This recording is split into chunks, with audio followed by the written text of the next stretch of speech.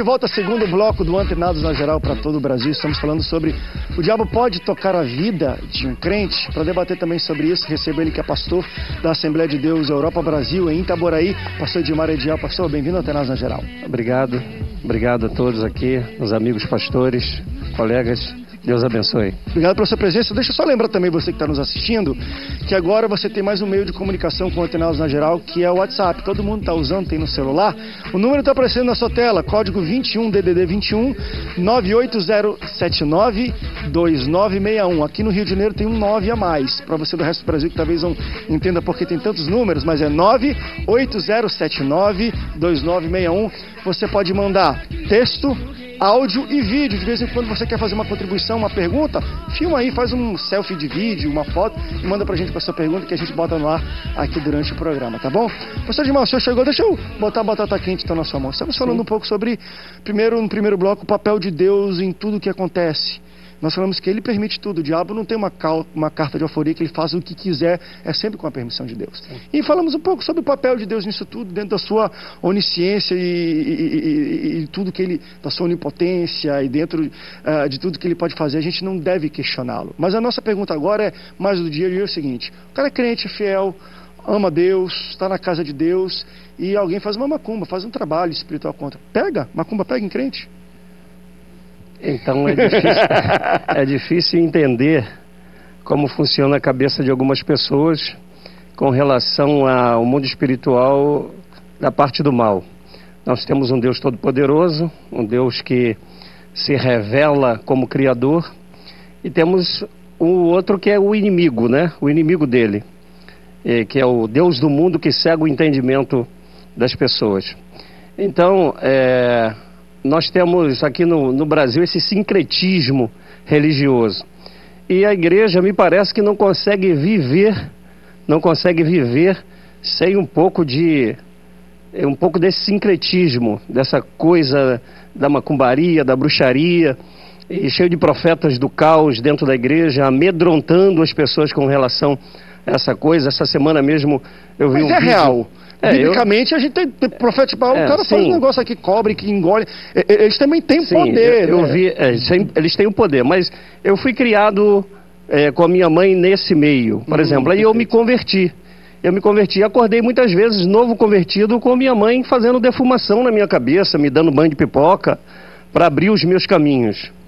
Então eu acordava com aquele monte de pipoca na cabeça, eu perguntava: mãe, para que isso? É para abrir os seus caminhos, meu filho. Aí eu novo crente, para escarnecer um pouquinho ali, eu comia as pipocas dela. Então eu nunca tive nenhuma seta maligna, nenhum problema de dor de cabeça, como as pessoas falam. Mas hoje eu vejo que tem um grupo evangélico que vive disso, que as igrejas enchem, amedrontando, causando esse terror no coração das pessoas. Mas existe isso, não é questão se usa.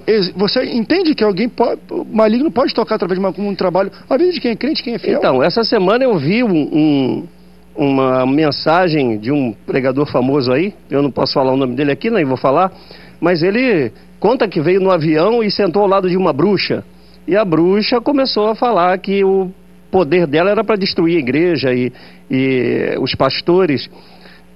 Na minha visão bíblica, macumba não pega em crente. Meu Deus, pastor Celso. É complicado esse troço, né? Não pega não, André.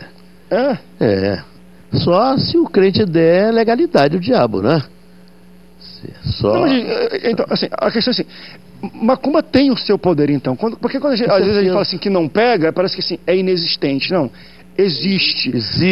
E até uma coisa, tem uma pergunta até na internet, e eu vou passar para o pastor Celso para ele poder também responder isso, porque a gente, às vezes, fica muito nesse nosso linguajar de igreja, né? Porque a gente dá legalidade, abriu a brecha.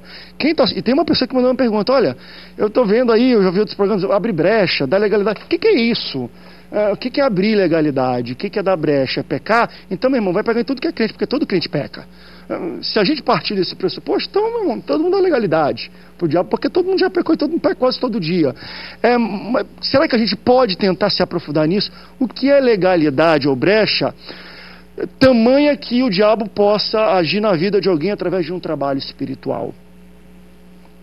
Entende isso? Bom, minha opinião é o seguinte. Que eu também acho, um cara tá bem, tá no altar, meu irmão, o cara pode fazer despacho com foto no meio, eu já vi de alguns vídeos, e nada acontece.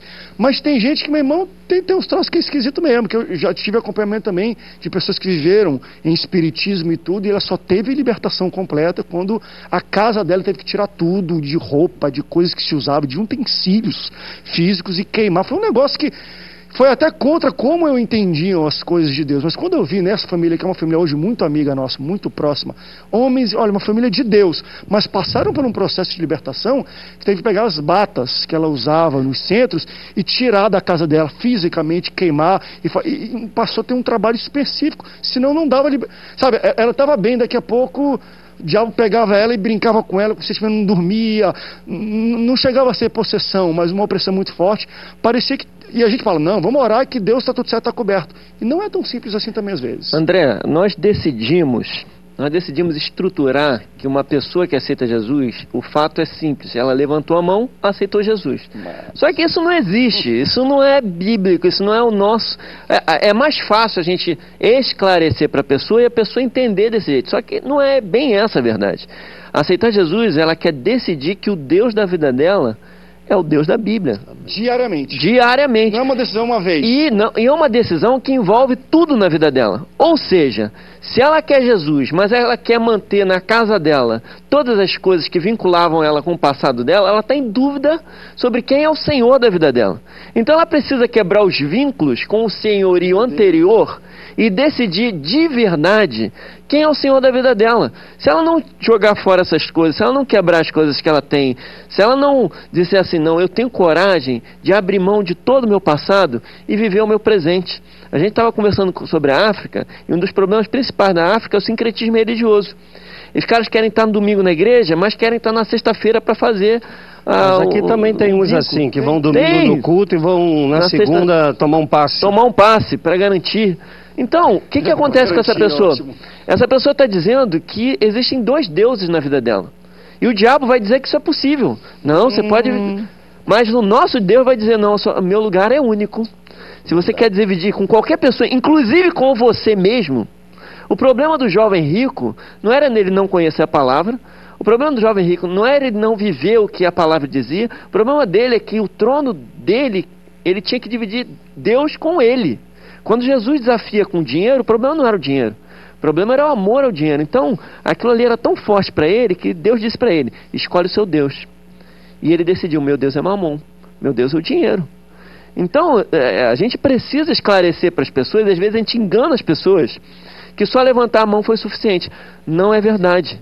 Ela precisa tomar várias decisões na vida dela, que vão orientar a vida dela para quem é o Deus dela. E às vezes são decisões em relação à morte e vida. No Brasil não. Mas fora do Brasil, você dizer que aceitou Jesus, você está declarando a sua pena de morte. Ou seja, para esse cara é até mais fácil. Se ele levantou a mão, para ele já entende, eu levantei a mão, isso quer dizer que eu posso morrer. Mas para o Brasil, esse negócio de crente é legal ser crente. Tá na moda. Tá na moda. Exato. Todo que é artista, aí de repente esse cara vai e fica endemoniado, aí você fala assim, poxa, não, você tem que aceitar Cristo de novo, levanta a mão de novo. Ele vai levantar a mão de novo, e você vai ter o mesmo problema de novo, porque ele ainda não decidiu completamente quem é o Deus da vida dele. Mas nós temos aqui uma história grande de passado que a Igreja Católica criou em volta da figura do maligno, da figura do mal, aquele cidadão de chifre e de rabo, e aquela coisa toda que o cara aceita Jesus, ele se converte, mas ele ainda fica com medo ainda um pouco, ele fica amedrontado ainda um pouco. E aí ele se converte de repente de uma religião pesada, e ele sofre ameaças também. Ele sofre ameaça. Então esse processo de libertação que o pastor está falando aqui, que é um processo que a pessoa que está ali por trás daquele processo, que é o pastor, o obreiro que for, ele tem que compreender aquele momento, senão fica nesse negócio, levantou a mão, estou salvo e estou liberto. Pode estar até salvo, mas liberto muitas vezes não, precisa passar pelo processo. Agora, o crente, o servo, o pastor andar macumbado, aí já é outra coisa complicada, é diferente. Aí é o que a gente fala, porque deu legalidade e eu abri o brecha. Então a legalidade, que é isso? A legalidade é um direito, é um termo forense, né? É um direito legal que a pessoa dá ao inimigo de trabalhar na vida dele. Por exemplo, você falou aí, todo mundo peca, mas existe o pecado voluntário. A Bíblia diz, existe o pecado que é para a morte. O cara vai dar uma saidinha, ele vai tomar banho, ele vai pentear o cabelo, ele vai se perfumar, ele vai parar na frente do espelho. Ele sabe que ele está indo para aquilo. Não é como um cidadão que sai de casa para trabalhar e peca. O cara fecha no trânsito e ele fala minha opinião sobre isso é o seguinte: a Bíblia fala que os homicidas, a Bíblia fala que os homossexuais, a Bíblia fala sobre várias pessoas que não herdarão o reino dos céus. E eu li o texto, eu falo assim, meu Deus, um cara que matou alguém não tem mais saída. A questão não é essa, a questão não é você fazer algo, a questão é aquilo definir você. Você sabe que aquilo é errado e você não abre mão daquilo. Irmão, a partir dali você decidiu, de novo, é simplesmente a decisão de quem é o seu Deus. Aquilo ali vira o seu Deus. Qualquer coisa pode ser divindade na nossa vida. Às vezes até um namoro. Deus te chama para alguma coisa e a sua namorada já disse que ela não quer fazer. Você quer casar com ela e você precisa decidir, ou a obra de Deus ou a minha namorada. Simples, você decidiu quem é o seu Deus. Seu Deus é a sua namorada. É simples assim. O problema é que às vezes a gente complica quanto à questão de divindade. Mas quando você decide que algo define você, o homicídio. O cara que cometeu um homicídio, se arrependeu, foi perdoado, irmão, esse cara vai para o céu. Ele vai para o céu. Mas aquele que decidiu, não, eu quero que isso faça parte da minha vida. Se surgir uma situação, eu vou voltar para aí. Ele definiu, aquilo ali é o Deus dele, e ele vai para o inferno achando que vai para o céu. Iludido. Mas ele definiu quem é o Deus dele. Simples assim. A gente falou aqui, pastor Edmar também, deixa eu falar, e é um outro ponto que eu acho sensacional a gente tocar, falamos um pouco sobre macumba tocar, ou alcançar, ou ter efeito na vida de um crente. O pastor Edmar falou de possessão, de uma pessoa ficar endemoniada. Aqui eu acho que temos pastores, vivemos, crescemos todos em igreja. Até uma coisa interessante que eu me pergunto de vez em quando, até quando estou com meu pai.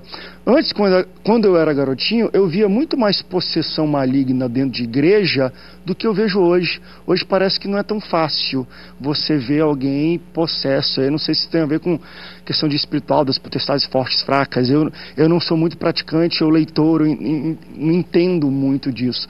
Mas vocês acreditam que uma pessoa dentro de uma igreja que já teve uma vida, ou tem às vezes uma vida com Deus, pode ser possessa, pode ficar endemoniada, pastor Celso? O senhor já viu algumas situações dessas que você falou, caramba, essa pessoa, família, boa, oramos, e teve algum caso desse que te surpreendeu ao ver uma pessoa endemoniada? Eu não me lembro de nenhum caso assim de crentes, pessoas dedicadas à obra do Senhor, ficarem possessas, não.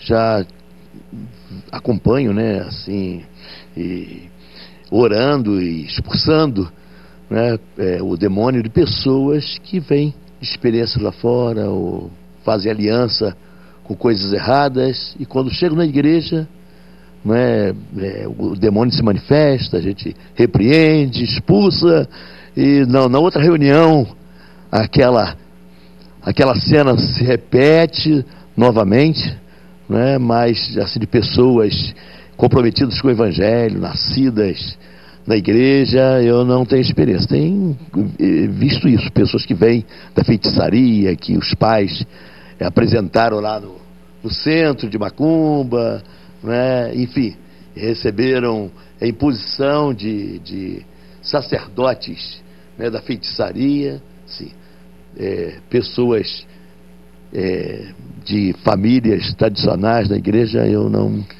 vi isso. É interessante. O Sebastião falou no último, acho que no primeiro bloco, a questão também de... E eu vejo um pouco isso, às vezes, de como talvez Satanás, o mal, começa a atuar, ele entende. Porque ele sabe, se ele se manifesta dentro da igreja, ele sabe que ele vai ser expulso, Ele sabe que você vai embora. E parece que ele muito mais tem hoje, nos dias de hoje, interesse em agir sem ninguém saber que ele está agindo, está dentro, possuindo alguém sem que ninguém saiba que ele está possesso, do que às vezes a frenesi que a gente vê de uma pessoa endemoniada, que não tem controle, e a gente vai lá e expulsa na hora. Eu tive uma situação dessa, um chá de mulheres, simples. Lá eu tô vendo a anfitriã da casa falando umas coisas meio estranhas. E aí eu peguei todo mundo, falei assim, todo mundo repete comigo, por favor, Jesus é o Senhor. E a mulher, eu falei, pronto. Um chá de mulher. Num chá, olha, tranquilo, lightzinho. Nada, eu fui lá no ouvido da mulher e falei, sai agora em nome de Jesus. A mulher voltou a si, falou o nome dela, tudo tranquilo. Ninguém soube de nada. A situação ficou completamente normal. Mas o diabo não se manifestou assim, gritando e tal. Então, existe aquilo que nós falamos agora da possessão, né? A pessoa pode estar possuída e pode estar possuída em vários níveis e graus. E como existe a influência também, ela pode estar influenciada, ela pode estar oprimida pelo mal. Ou o inimigo pode ter tomado a mente dela num dado momento. A questão aqui, como o pastor falou ali, é de pessoas que servem a Deus, que estão servindo ao Senhor, estão trabalhando para Deus. E de repente, por qualquer deslize, endemoniou. No Brasil é complicado de entender.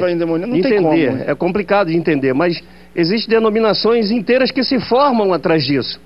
Eu vou em alguns lugares, às vezes, pregar, e o que eu vejo lá é mais as pessoas amedrontarem, fizeram uma macumba para você, e você vai ter que desfazer isso. Eu me lembro que quando eu estava noivo, e uma pessoa disse que tinha uma obra de macumbaria para eu não casar. E para desfazer aquela obra de macumbaria, eu tinha que pegar um lenço virgem, escrever o Salmo 91, e colocar dentro do meu travesseiro... Contra a macumba. Não, pensei. Minha mãe fazia uns patuazinhos, assim, pequenininho, para botar no pescoço dos filhos, para dar proteção. Agora, o profeta estava me ensinando a fazer um patuá com o meu travesseiro. Macumba gospel, né? Um patuazão, né? É complicado. Vamos para o Rápido Bloco. Daqui a pouco a gente fala um pouquinho mais sobre isso também. Dessa influência, pode, não pode? Só uma história que eu vi ontem, o meu pastor pregando sobre isso, de também nós como crentes entendemos a palavra, qual a nossa atuação também em situações assim, que a gente acha que às vezes não é o pastor que tem a palavra, que liberta. Meu irmão, Deus nos deu aqui, a gente tem o Espírito Santo. Em nome de Jesus a gente consegue expulsar qualquer tipo de coisa. O irmão ligou 3 horas da manhã pro pastor. Isso ele contou ontem no culto. E o pastor colocou aqui e falou, pastor, e aquela barulhada na casa dele, pastor, vem aqui, o senhor tem que vir aqui na minha casa agora, não sei o quê. Por quê? Porque minha mulher está endemoniada, não sei o quê. Só o senhor que é o pastor, tá, não sei o quê. Pode expulsar. Que nada, tu é crente, expulsa logo aí, expulsa esse demônio e vai dormir, não sei o quê. Aí ele chegou bem baixinho assim no telefone e falou, é que a minha vida não está no altar, pastor. Vamos para o Rápido Bloco, um rápido intervalo, daqui a pouco a gente volta, não sai daí, o Antenados volta já já.